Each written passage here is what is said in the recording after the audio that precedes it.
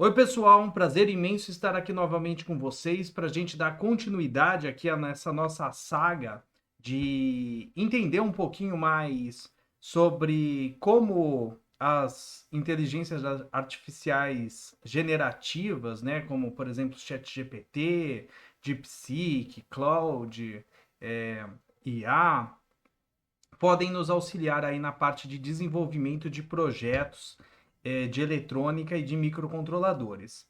Na primeira parte, eu falei sobre linguagem SPICE, né, para a criação de circuitos aí geralmente analógicos. E hoje eu vou comentar aqui sobre linguagem de descrição de hardware, tá? Então a minha ideia é fazer vários vídeos, né, de acordo com o que for tendo de ideia aqui e vendo como a ferramenta pode auxiliar nessa questão. Na primeira parte, né, como eu falei, o meu conhecimento de linguagem Spice é praticamente nulo. Então a gente conseguiu fazer algumas coisinhas básicas, mas foi bem complicado, né? Mas auxiliou. Não podemos dizer que não auxiliou. Mas sempre vale ressaltar, não adianta ser totalmente leigo no assunto.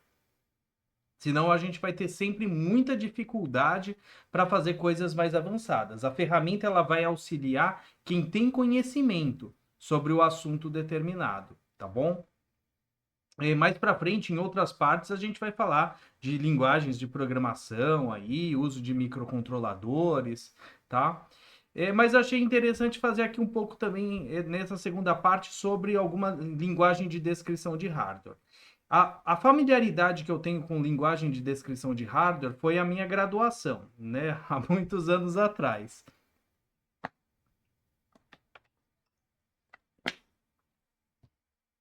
Depois de uma saga interminável aí de 8 anos e meio, finalmente eu consegui me formar na graduação lá na FEI, né? Mas uma disciplina que eu gostava muito era de sistemas digitais, tive ótimos professores e tive essa parte de VHDL. Até tenho placas de FPGA, mas depois daquilo nunca, depois da graduação, e eu já me formei em 2008, né? Essa disciplina aí de sistemas digitais eu devo ter tido lá para 2005, mais ou menos, né? 2004, 2005. Então faz muito tempo aí, praticamente 20 anos. Eu também me lembro muito pouco, me lembro apenas dos conceitos, tá bom? Mas era um assunto que eu gostava muito. Então, eu tentem ver aqui o que a gente consegue fazer. Será que essa ferramenta consegue nos auxiliar? Eu não vou mais ficar testando o ChatGPT ou DeepSeek ou Claude ou seja lá o que for, porque tem se tornado bem trabalhoso e bem demorado para fazer esses estudos aqui para fazer os vídeos para vocês. Porque não, geralmente, igual eu tô falando, coisas que a gente não domina não ficam boas de primeira vez. A gente não consegue fazer funcionar de primeira, tá? Então aqui foi uma conversa minha com o ChatGPT bem longa. Eu acho o ChatGPT dessas ferramentas, pelo menos das que eu testei, aqui ela tem assim uma compreensão, né, bem interessante do que a gente fala para ela, desde que bem explicado, a gente tem que explicar tudo bem direitinho, né, pessoal? Isso é uma coisa até interessante que força a gente a aprender a se comunicar melhor, tá? Mas foi aqui uma conversa bem grande, bem demorada, e também, além disso, eu tive que correr atrás de ferramentas, de entender pelo menos um pouquinho aqui, para a gente conseguir fazer a simulação, tá bom? Então, eu vou me concentrar nos próximos vídeos somente no chat GPT, e depois, quem quiser, utiliza os mesmos conceitos. Eu estou sempre deixando os prompts que eu uso aí na descrição, depois vocês podem utilizar aí em outras ferramentas para ver, né, para fazer um comparativo. Uma coisa muito importante quando a gente também trabalha com ferramentas que tem a ver com processamento de linguagem natural é que o universo do corpus, né, o que é corpus? São todos aqueles documentos, artigos, livros, tudo que ele teve acesso para fazer o treinamento. Quanto mais informações a respeito do assunto que você está querendo tratar com ele, conversar com ele, ele tiver, melhor vão ser as respostas. Então, tem alguns assuntos que são muito divulgados, né? Tem muito conteúdo. Por exemplo, Python. Python é uma coisa que tem muito conteúdo, Arduino. Agora, não necessariamente ele vai ter a mesma desenvoltura de respostas e de geração de códigos ou de poder te auxiliar com outra coisa. Por exemplo, um microcontrolador muito específico, de um fabricante específico, que geralmente só vai ter os códigos exemplos do fabricante, né? Só documentações específicas do fabricante. Então, isso com certeza vai tornar mais difícil o desenvolvimento desenvolvimento não, ele te auxiliar no desenvolvimento da sua aplicação, tá bom? Então, tudo isso tem que ser levado em consideração. E muitas vezes você não pode utilizar para o seu projeto o que simplesmente é mais corriqueiro na internet, né? Não é porque o Arduino é a ferramenta talvez mais utilizada assim para hobby, para estudo, que num projeto profissional você vai utilizar, ou a empresa que você trabalha vai querer que você utilize essa plataforma. Ela pode querer outras plataformas por interesse específico dela que não cabe ao desenvolvedor, e o desenvolvedor vai ter que correr atrás para aprender, para ver manuais, datasheets, reference manuals exemplos de programa que o próprio Application Notes, exemplos de programa que o próprio fabricante disponibiliza para tentar fazer a sua aplicação. Então, tudo isso é para ser levado em consideração também, tá? A resposta vai ser sempre melhor quanto mais conteúdo sobre aquele tema, né, ele tiver nesse corpus, nesse grande corpus aí de informação que ele utilizou para fazer o seu treinamento, tá bom? Então aqui, no caso, eu comecei com alguma coisa bem simplificada. Pedi para ele fazer um full adder, né, um somador completo, tá? Ele começou a fazer o somador completo aqui, fez, né, o código aqui da entidade, né, como que a entidade vai se comportar, as entradas e as saídas. E eu tentei lá colocar na ferramenta que eu estou utilizando, também tem isso, né? Tem sempre também saber se o ChatGPT, se a ferramenta conhece a ferramenta que você está usando, né? Isso também isso é um detalhe mais difícil. Ele tem geralmente um domínio maior sobre as linguagens do que sobre as ferramentas, tá? Então, por exemplo, sobre o Tina, ele tem praticamente informação zero aqui, tá? Sobre outros, eu até pedi uma hora para ele me dar outras informações de outros simuladores. E ele me passou assim: olha, acessa esse link aqui, tenta isso daqui. Mas ele também não tem muitas informações sobre outras ferramentas. Então, tutoriais de ferramentas, se você não sabe utilizar a ferramenta, ainda o chat, pelo que eu entendo aqui, pelos testes que eu fiz, ainda não é uma ferramenta que consegue te dar esse apoio assim na utilização de ferramentas. Ele vai sempre ser mais focado e ter respostas melhores nas codificações, tá bom? Então, aqui eu tentei utilizar assim direto, daí não funcionou, tá? Não funcionou, precisava de alguns cabeçalhos. Eu vi lá alguns exemplos do próprio Tina. O Tina tem algumas bibliotecas, um cabeçalho que ele mesmo inclui, padrão dele. Mas eu pedi para a própria ferramenta também incluir o que ela considerava necessário de biblioteca e ela inseriu e funcionou. Então, se eu pegar aqui esse código, tá, se eu pegar esse código não, né? Eu não tenho como pegar esse código, não adianta só pegar esse código. Como é que eu tenho que fazer aqui na minha ferramenta? Na minha ferramenta eu tenho que salvar esse código num arquivo de texto. Então, tenho aqui alguns testes já, né? Então, eu vou abrir aqui com o bloco de notas. Então, já está aqui, tá? Essa entidade do somador completo.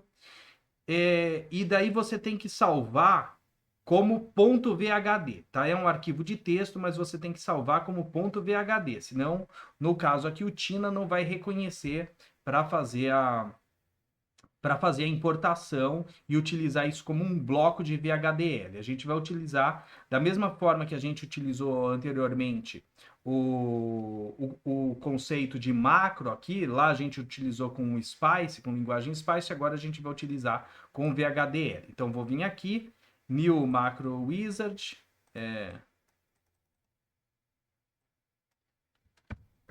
full add, vou deixar só assim mesmo, eu já tenho lá o bloco, né? E vou buscar aqui a partir de um arquivo, tá? Então, não é esse daqui é do próprio Tina, tá? Então, vou buscar o meu.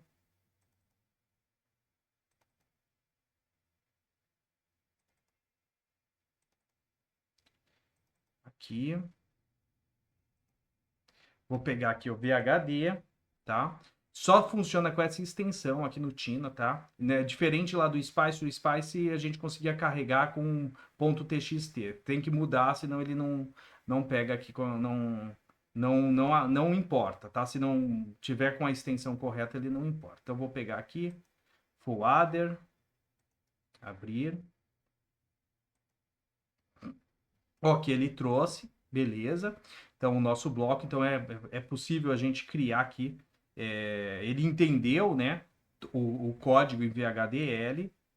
Aqui a gente pode, aqui ele está mostrando o código, né? E aqui a gente pode alterar as posições aqui dos terminais, mas para a gente tá ok. Ele vai pedir para salvar aqui uma lib, uma macro. Eu vou novamente colocar um local específico aqui para.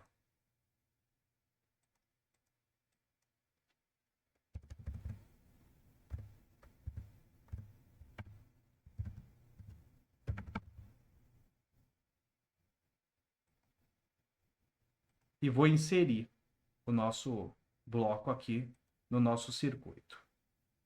Vamos testar agora, né? Para testar aqui, vou utilizar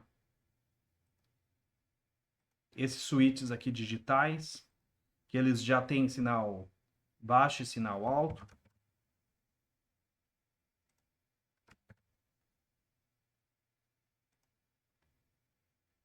E vou utilizar aqui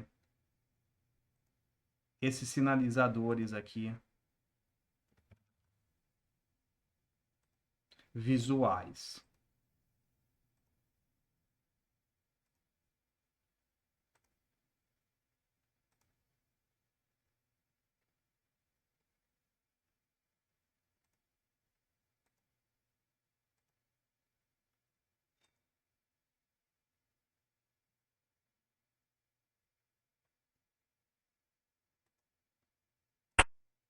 Deixar inicialmente aqui todos em nível lógico baixo.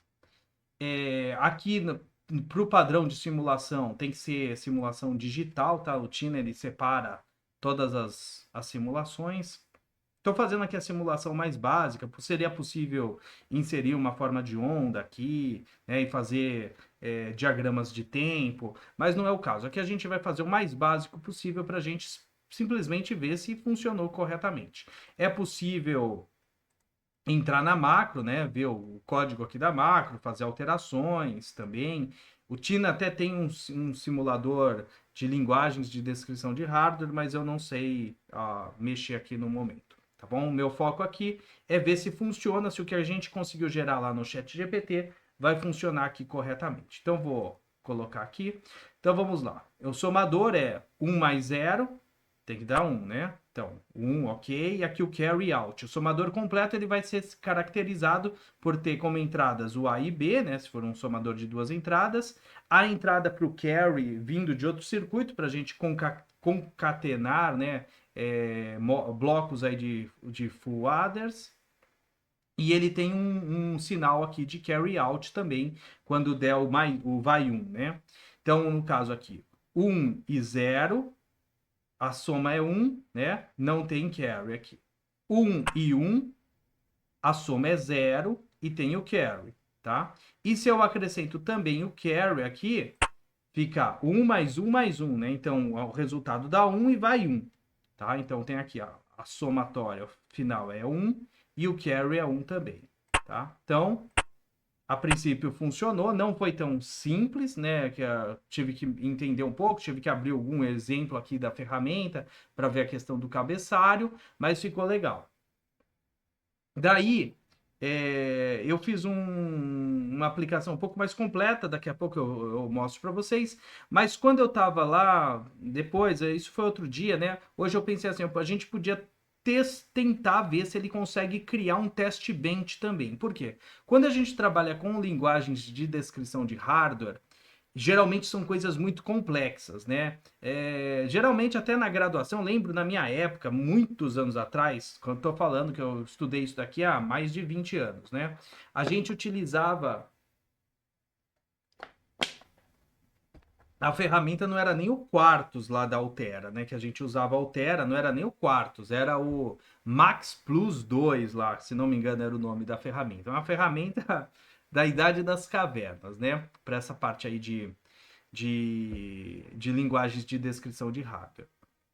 E tinha lá um editor de forma de onda que você editava assim a forma de onda com o clique do mouse e fazia o teste, injetava aquele sinal e via a saída. Esse tipo de coisa é somente assim para estudo mesmo, não é feito dessa forma. Então, geralmente, o que é feito? Geralmente é feito um outro código também, geralmente na mesma linguagem de descrição de hardware, ou pode ser numa outra linguagem também. Existem várias linguagens aí de descrição de hardware: VHDL, Verilog, System-C, e provavelmente deve existir muitas outras, porque eu devo estar muito desatualizado nessa questão. Mas geralmente é feito um outro código que a gente chama de test bench, que vai pegar e vai fazer, injetar os valores nos tempos, tudo direitinho para a gente conseguir visualizar e depois fazer a geração de formas de onda. Então eu pensei assim, será que ele consegue gerar também um teste bench para a gente simular essa, essa aplicação e visualizar a forma de ondas? Daí me deparei com outro problema. Que ferramenta que eu vou usar para isso? Daí estava pesquisando na internet, perguntei para ele também, tem algumas ferramentas, tem o próprio Quartus, que agora acho que é Quartus Prime, tem um outro lá da Xilinx, mas tudo ferramenta muito pesada, eu não estava afim de ficar instalando isso daí, tá? O Model Sim, também encontrei um tutorial de Model Sim, mas o Model Sim já não, a Mentor foi comprada pela Siemens, também não tem mais lá disponível no site. Eles falam para usar as ferramentas dos parceiros, o Quartus e assim por diante. Então eu pesquisei aqui e encontrei uma ferramenta online daquela empresa de treinamentos, a Doulos, uma empresa muito boa, internacional, de treinamentos técnicos, né? E eles têm uma ferramenta online aqui, chama EDA Playground, né? EDA Playground aqui. EDA Playground aqui, para falar. Minha pronúncia maravilhosa, né? E daí, então, eu pedi para ele e a princípio consegui fazer pelo menos uma simulação básica, tá? Então eu pedi para ele fazer um teste bench, tá? Pedi para ele fazer um teste bench e ele fez aqui um teste bench, tá? Então, como que eu fiz aqui os passos? Essa ferramenta aqui, ó, é edaplayground.com, é gratuita, você tem que fazer um login aqui, por exemplo, com a sua conta do Google, tá? Tem versão comercial também, mas eu estou usando a versão gratuita aqui. Eu nunca fui aluno lá, embora admire bastante a Doulos, eu até gostaria de fazer uns cursos deles, mas até o momento eu nunca fui aluno. Então, qualquer um pode acessar, tá? Então, aqui, ó, aqui já tem o local específico para o código de teste bench, aqui o código para o design, tá? Então, vou colocar aqui, ó, VHDL, selecionar aqui, ó, em Languages, selecionei aqui VHDL, tá? Vou inserir aqui o código do teste bench.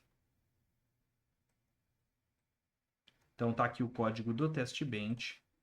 Vou dar um nome para vou dar um nome não, né? Vou dizer aqui, ó, a entidade top, né? Que isso aqui também não estava funcionando. Depois eu vi que era isso. Tem que colocar aqui, ó, top entity, tá? E aqui tem que colocar o código.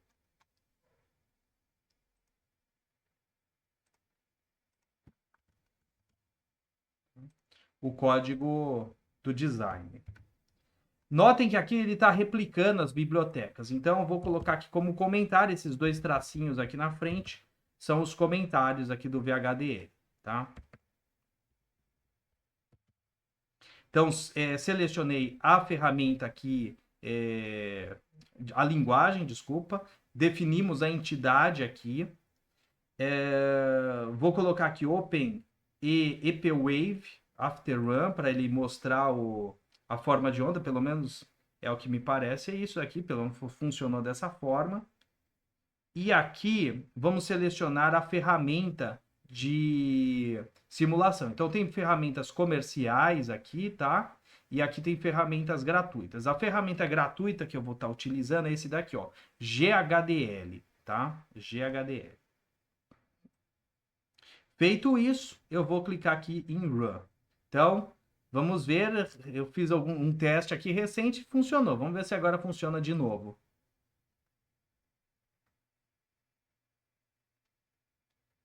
Aqui.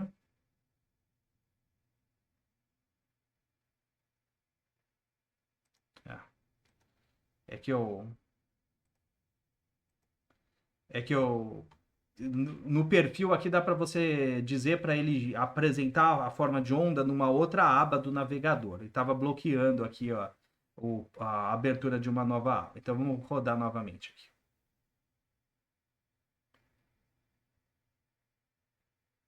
Então, tá lá.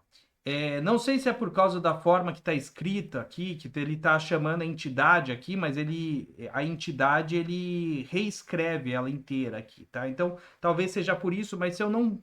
Eu também fiz o teste sem colocar o design aqui, daí tinha dado erro, tá? Então, provavelmente ele está copiando, ele está de alguma forma instanciando duas vezes a entidade. Então, por isso que a forma de onda aqui está duplicada. Mas notem que elas são iguais aqui. O importante é a gente entender o funcionamento aqui, tá bom? Então aqui as entradas, A e B, e o carry in, tá? E aqui as saídas, o carry out e a soma, tá bom? Então aqui, neste instante de tempo aqui, o carry in foi para 1, tá? As duas entradas estão em 0, A e B, 0 mais 1, o carry out é 0, mas a soma é 1. Então ficou aqui nível lógico alto. Aqui baixou o carry in, mas o B foi para nível lógico alto, tá? Então mantém o carry out em 0 e mantém o valor da saída da soma em 1.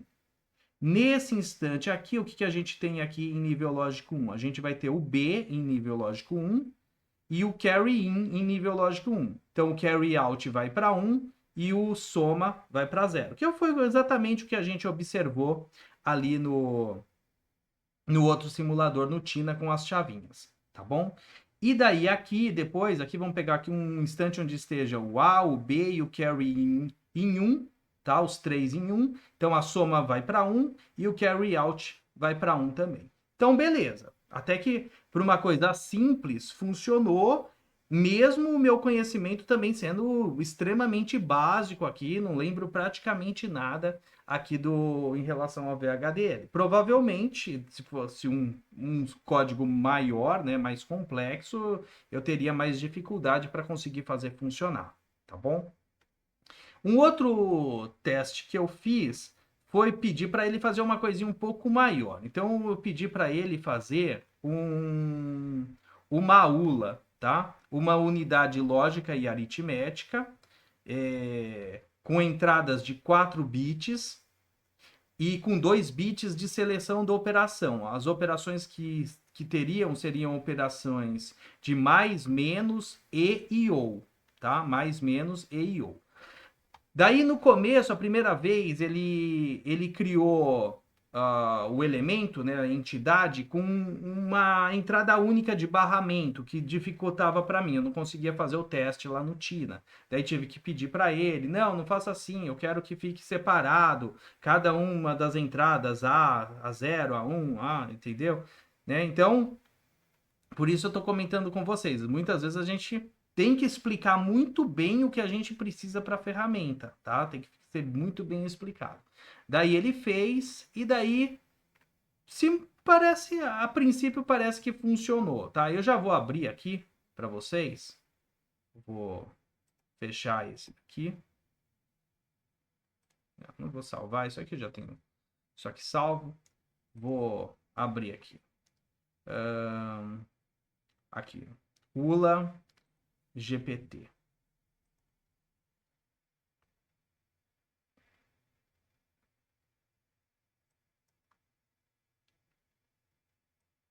Então tá aqui as entradas aqui, né, os 4 bits de entrada aqui, zero da entrada A, da entrada B, os 2 bits de configuração aqui, de seleção, tá?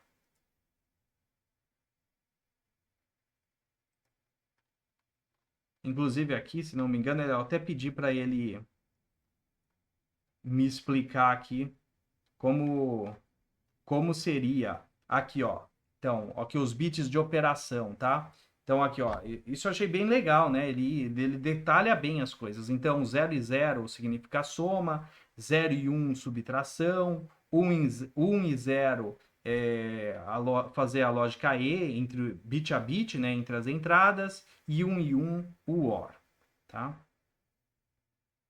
Então, vamos pegar aqui, vamos pegar aqui,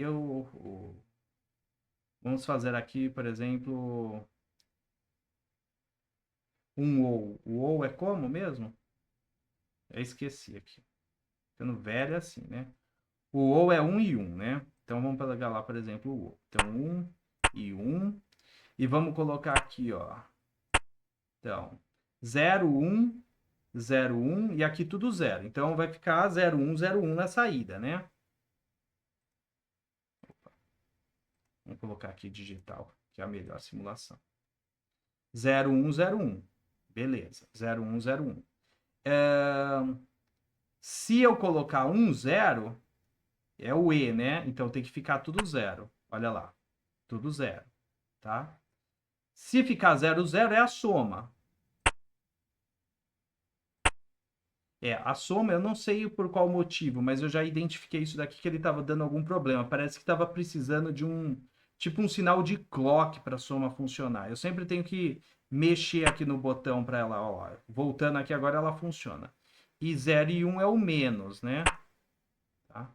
0, 1 seria aqui o menos, tá? Vamos fazer uma soma aqui que tenha carry, por exemplo. Então, eu vou pegar aqui, vamos pegar aqui o bit mais significativo aqui, o 4.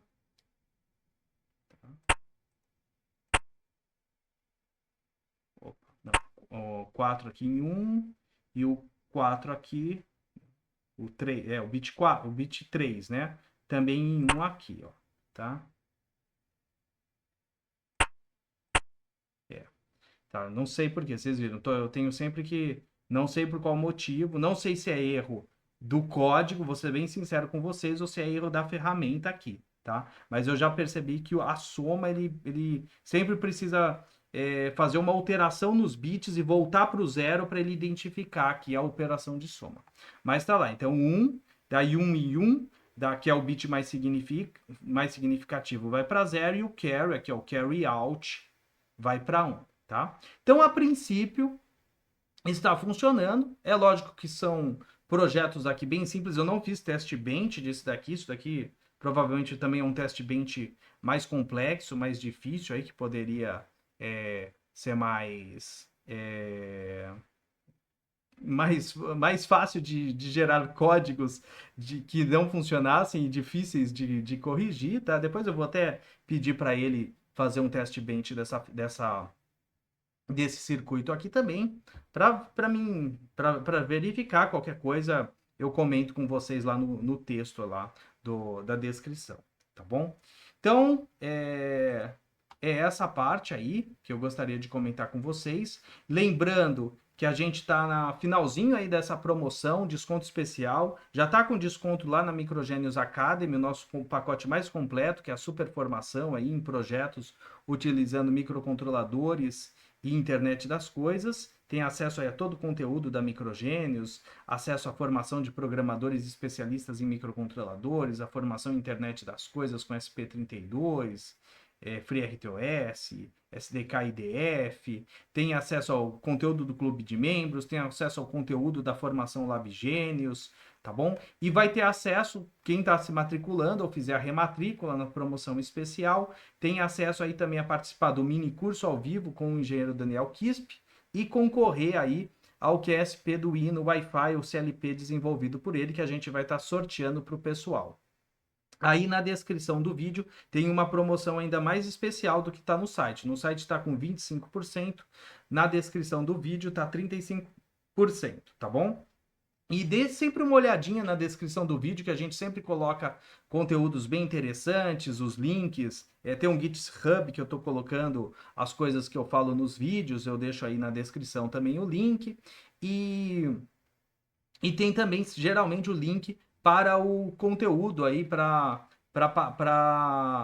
o curso gratuito da Microgênios, né? Então, a Microgênios também tem um curso aí gratuito.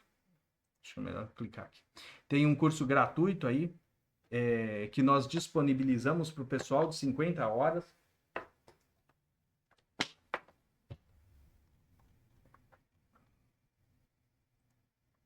A introdução aí a programação, microcontroladores, sistemas embarcados, internet das coisas, conteúdo super rico aí, mais de 50 horas de conteúdo, com direito a certificado, não precisa colocar